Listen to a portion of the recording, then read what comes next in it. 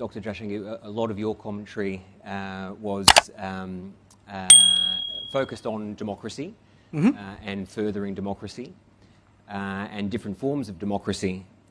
There are occasional comments that we see on the undermining of democracy in India, most recently in the context of the BBC, and just yesterday at the Munich Security Conference, George Soros spoke on many issues, but specifically on open and closed societies, and called on institutional reform in India. How do you, as Foreign Minister of India, explain this when you're dealing with your Quad ministers in particular, as well as others? Well, look, I actually made 2 points. One, how the world is changing. It is rebalancing. It is less Euro-Atlantic. I don't think everybody gets that. I think old habits die hard. I mean, very candidly, there are still people in the world who believe that their definition, their preferences, their views must override everything else. So, since you mentioned this specific example, I don't know how familiar people are with what was said at the Munich conference. Essentially, Mr. Soros said India is a democratic country, but he doesn't think the Prime Minister of India is a Democrat. By the way, a few years ago, in the same conference, I was there at that time, he actually accused us of planning to strip millions of Muslims of their citizenship, which of course didn't happen. It was a ridiculous suggestion. But you have to understand what this actually means. I could take a view that the individual in question, Mr. Soros, is a old, rich, opinionated person sitting in New York who still thinks that his views should determine how the entire world works. Now, if I could only stop at old, rich and opinionated, I would put it away. But he is old, rich, opinionated and dangerous, because what happens is when such people and such views and such organizations, they actually invest resources in shaping narratives. I spoke about globalization.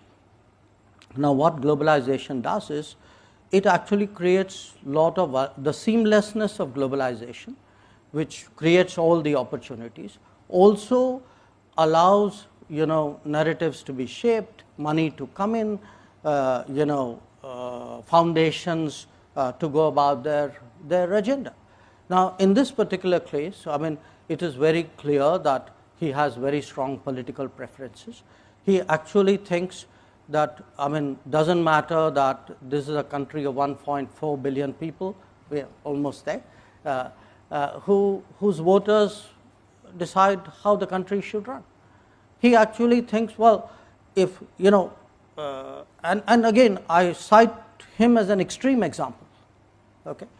But there are other, manifestations of this in different countries, where people like him think an election is good if the person we want to see wins. If the election throws up a different outcome, then we actually will say it's a flawed democracy. This to my and the beauty is all this is done under the pretense of advocacy of open society, of transparency, etc. So, our generation, we have grown up with concepts like regime change, which influence operations. Now, you can call it what you will. I mean, to me, this really looks the same, with a gloss of some kind of do-goodism on it.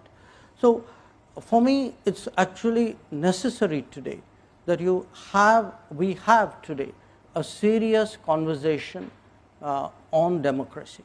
When I look at my own democracy, I mean, I have today a voter turnout which is unprecedented, electoral outcomes which are decisive, electoral processes which are not questioned.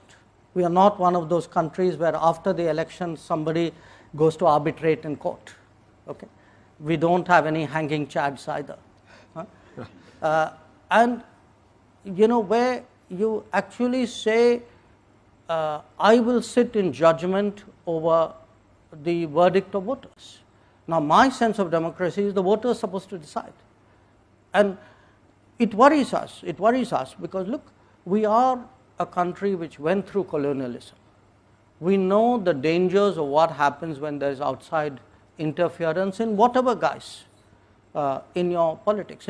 If you do this kind of scaremongering, like millions of people will be deprived of citizenship, it actually does real damage to our societal fabric, because somebody out there believes you, and you don't leave it to accident, by the way, you back it up with an operation. So you create that kind of fear psychosis, and then you use that to validate your original judgment. So I do think today between, whose democracy, whose globalization, why, the transparency of how global processes work. These are real issues which need to be debated.